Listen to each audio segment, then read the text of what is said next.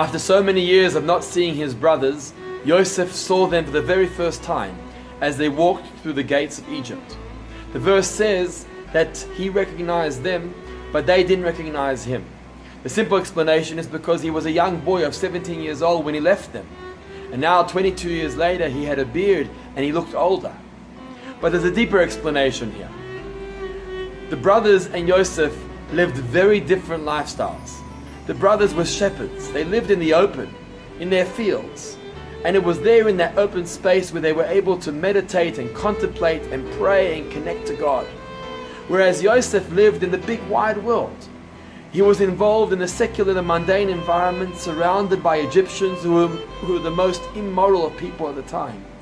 And so they couldn't recognize him. They couldn't understand how is it possible for somebody to be committed and dedicated to God and to religion in that environment. It's impossible. They couldn't recognize him.